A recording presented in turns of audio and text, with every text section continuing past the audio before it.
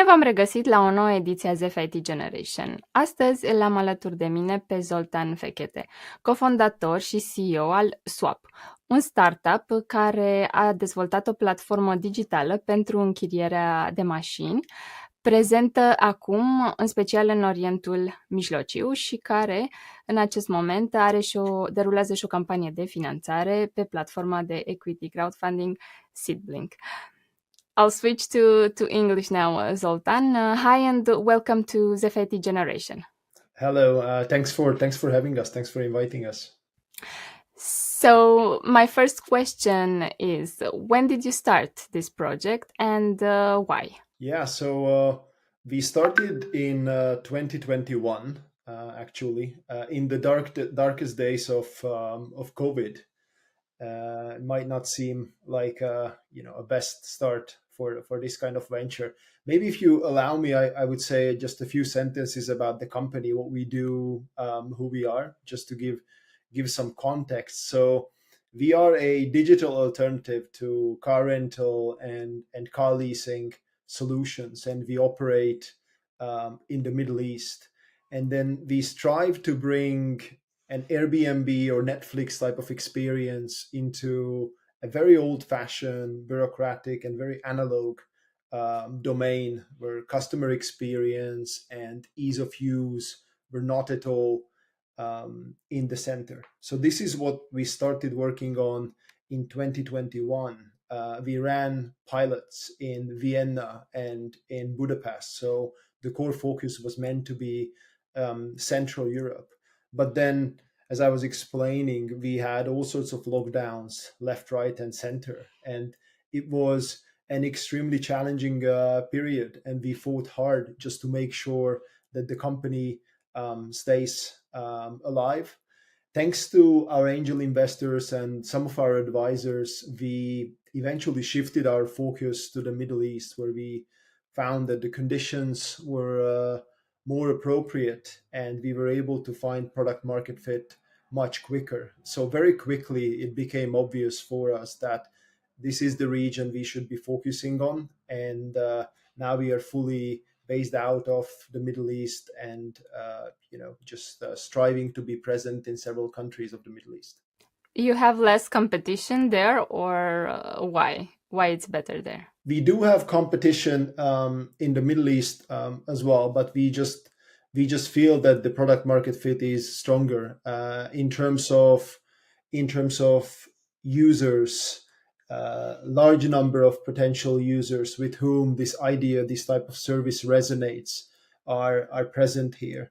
So we are currently operational in the UAE, in Dubai and Abu Dhabi, and we just started our test mode in Riyadh, Saudi Arabia, and it's going very well so far.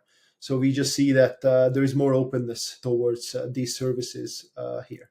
How does it work exactly? And tell us if it's similar to car sharing? No, it's not actually. So the name car subscription and new wave car rental is kind of your listeners or your audience might feel that it all falls into the same basket. It's same but different. So our service is almost like booking an Airbnb or booking an apartment on Airbnb. Basically, you would come on the website or you would go onto the app and you browse, you select the vehicle that you like, you pick your dates, you verify yourself, you pay, and then you get the car delivered to your doorstep. It's very digital, it's very quick, literally just a few taps on the screen of the phone or a few clicks on the computer.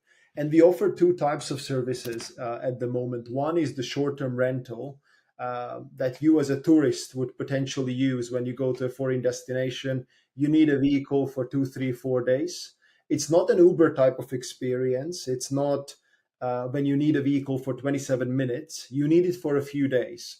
And instead of queuing at an airport kiosk or trying to arrange something through the hotel, you could potentially download this app and use this. So the short-term rental would be one of the alternatives. And then the other one is what we call the long-term rental or subscription. This is where the users would take the vehicles for a few months, 3-4 months on average. So this is basically halfway between the classic car leasing and the short-term rental. And I think it resonates very well with how a lot of the working professionals operate in the Middle East, mostly the expatriates who come to the region. They don't necessarily know how long they will stay. They don't necessarily have their stability and visibility in their lives. They need something flexible and they need it instantly. And this kind of service just suits them well. Okay. So swap, it's not also an alternative to car leasing, right? Because you said that long-term car rentals are 2 to 4 months. So we're not talking about years. I don't know, 1 to 5 years of renting a car. So in a way, we can be perceived as an alternative to car leasing. We actually have customers who've been with us since the beginning. We've been operational in the UAE for almost 2 years now, and what we see is that some of the customers, actually a few dozens of customers, have been with us since the beginning, and they've been swapping from one car to the other. Hence the name of our company. Sometimes they upgrade, sometimes they downgrade, sometimes they pause their subscription and they continue at some other point. So this seems to work pretty fine for users who are not fixated on the ownership concept, who are not fixated on one particular vehicle, but like the flexibility of occasionally getting a bigger car, sometimes a smaller car, sometimes when they leave the country for 2 months, not having to worry about the car at all, and then resuming the subscription. So this is pretty much the concept what we are trying to work with here. How much does it cost? So the prices are comparable with car leasing prices in that region. So if you would want to explore a conventional paper-based car leasing option in the UAE, you would see similar prices than what you see with Swap. Give us an example. So, interestingly enough, some of the mainstream vehicles are very popular. Even European audience would know the Toyota Yaris's or the Nissan Sunnies or the Honda Civics of this world. So these are among the most popular vehicles, and they would cost somewhere between, let's say, 400 to 500 euros per month, depending on the tech specs of the vehicle. Obviously, all sorts of insurance is included, roadside assistance is included, all sorts of tires, potentially accessories like child seat, bike racks, etc. These are all included in the price. So it's an all-inclusive offering. It's not just that you access it through the phone, but we are trying to take away all the pain points and the extra hassle that usually comes with the car ownership, maintenance, these kind of things. It's all taken care of by Swap. Okay, so you just rent the car and that's it. You don't have anything else to do rather than to pay. Correct. Correct. Yes. Okay, and how many cars do you have now? So we have several thousand vehicles listed on our platform. Obviously, it doesn't mean several thousand types of vehicles. We have certain makes and models, maybe up to 100, but then from some of those, we have multiple units available. So far, as I mentioned, we've been around for about 2 years, and I think we served about 10,000 customers for the long-term rental and tens of thousands of customers for the short-term rental. So the business is growing and we are reaching a very interesting size, we think. Just to give you guys are a business outlet, so I'm going to bore you with some of the financial details as well. So in terms of the platform turnover, it's one of the KPIs that we look at. Currently, we are approaching $1 million a month in terms of the platform turnover. That's a combined number from the short-term and the long-term rental as well. And we are in a very exciting period right now. We are growing 20% per month. So we are looking to, or we are hoping to double that by the end of the year or by January. So fingers crossed. Okay, good luck. So, did you invest in all that cars, or do you have partnerships with companies that have those cars? It's the latter, actually. We work with predominantly with a marketplace model where the platform is there as an intermediary, as a matchmaker. So on the one side, we have very big fleet partners operating in these markets, the UAE or Saudi Arabia, potentially owning tens of thousands of vehicles. Their core business is car rental and car and fleet operations anyway, and they are partnering with us. They are offering their free capacity and free supply on the Swap platform.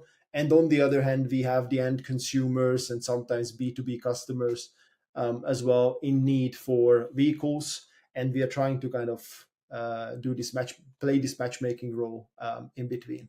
And then we do also own or like operate a small fleet of ours, but that's just a complementary component to the marketplace. Okay, so you have a small fleet. Yeah, a leased fleet. Yes, we operate a leased fleet of ours. Yes, Okay, how many cars? about 300 cars. Okay. What's the initial investment, and how much money did you raise till now? Because now I know that you are raising money also via SeedBlink. Yes, correct. So last summer we had a seed round with the European VC leading and several angel investors joining. The total value was 2 million euros that we completed, and now we are doing a seed extension round. The total value is 2.5 million. Again, we have a VC investor leading the round, and as you mentioned, SeedBlink is a co-investor in that round. It's we're glad to say that it's pretty much the round is pretty much fully subscribed at the moment. So we have hit our target. We're very grateful for that, for all the support from the investors, including SeedBlink.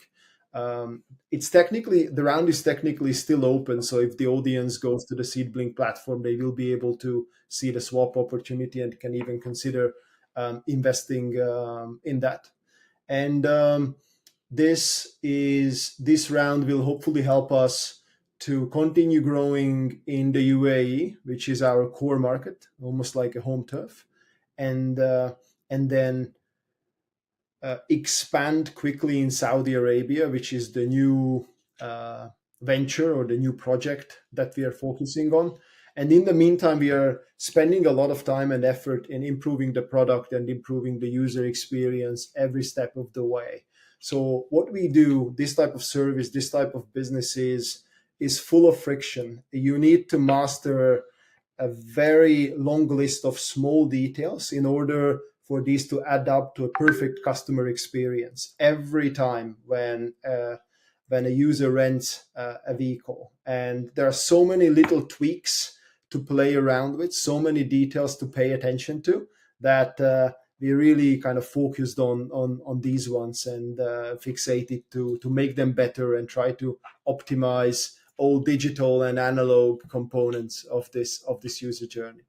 And that's a focus as well. Can you give us some examples regarding the features that are you working now for the platform? For example, how you as a customer can select the time windows within which you want to get your vehicles delivered to your home, how you're able to communicate with the delivery person who will get the vehicle for you, how we process requests for maintenance, for example, what sort of dashboard solutions we create for our fleet partners so that they can optimize their operations as well, and we swap, and ultimately the customer gets to benefit from those efficiencies as well. So these are just a few examples. Okay, so part of this financing round will also go into software development. Correct, yes, absolutely. Okay. Can you mention the split between, I don't know, marketing, development, and sales, maybe? I think the vast majority will be spent on product in the broader sense of the word, not just software development, but anything from user research to testing to design to releases and like these kind of things. And then a bigger chunk will also go in Saudi Arabia, anything from growth, promotional campaign, brand awareness, building up the local team and the local infrastructure, and these kind of things. Okay. And you will remain focused on Middle East in the next years. That's correct. That is our sweet spot, so to speak. So Saudi Arabia is a massive country, the biggest one in the region. It will keep us busy for quite some time to penetrate that market, be present in multiple locations, practically all the bigger cities, all the relevant regions. But then looking beyond that, we still see some meaningful opportunities over there. Qatar could be an example, but also Kuwait or Bahrain in the Gulf region. And then if we were to talk about like moonshot opportunities, we will definitely explore Egypt and Pakistan as adjacent countries to that region. Very different in terms of dynamics, user personas, purchasing power, and all that. But because of the sheer size and the transforming economies over there, we feel that there might be something to it. So we want to get our hands dirty and see if we can find an angle. Okay, so no chance to come to Romania. It's possible. So we are of European roots. So as mentioned, two of the co-founders are initially from Hungary, and one of the co-founders is from Germany. So we are kind of keeping our options open, but right now we have our hands full with the work in the Middle East, and we only have 24 hours. So we believe in ruthless prioritization. So we want to crack these markets first, and then be opportunistic about some other markets. Okay, and some of my last questions now. What are your main targets for this year? So by the end of the year, in terms of revenue and clients. Yeah. So as I mentioned, we are aiming to double in terms of turnover by December or maybe by January, depending on how certain factors will come together. So moving from that $900,000 per month more towards the 1.6, 1.7, 1.8 million dollars mark. And in terms of transactions, we are also aiming to double from the current 2,000 to more like 4,000 by the end of this year. So again, we are seeing some very dynamic growth right now in the UAE, which is the backbone of this acceleration or this expansion. And then there is this market launch in Saudi Arabia, which will also mean a lot from me. So these two factors playing a joint role in this. Hopefully, we can get to that 2x over the next four to 5 months. Okay, Zoltan, and my last question now. What are the main reasons why a Romanian investor should invest in Swap via SeedBlink? We don't necessarily distinguish in that sense based on nationality. What we've seen is that many of the angel investors we've been interacting with are taking a very international approach in these things, and with some macroeconomic turmoil happening across Europe and the conventional markets of the Western world, UK, US, etc. Many investors seem to welcome some unique opportunities coming from other regions, and the Middle East seems to be a sweet spot in that sense. These are energy-rich markets. They've been benefiting from whatever's been going on with the oil prices and the gas prices. Purchasing power is very solid there. Economic growth is very solid. Population growth is solid as well, unlike in Hungary or Romania or some other parts of the of the Eastern European bloc. So the predicaments and the framework seems to be much healthier, and many of the investors regard that as a diversification option. So whoever is listening and is looking to hedge their bets into some other regions outside of Europe, maybe they should consider this angle as well. Okay, perfect. Zoltan, thank you for sharing the story of Swap with us, and good luck because the financing round is still open on SeedBlink. Thanks a lot, and yeah, and thanks for the opportunity. Thanks again for inviting us. Thank you as well. Aceasta a fost ediția de astăzi a ZFIT Generation. Dacă aveți un proiect de startup tech, nu ezitați să ne scrieți pe adresa de e-mail zfitgeneration@zf.ro. Seară frumoasă!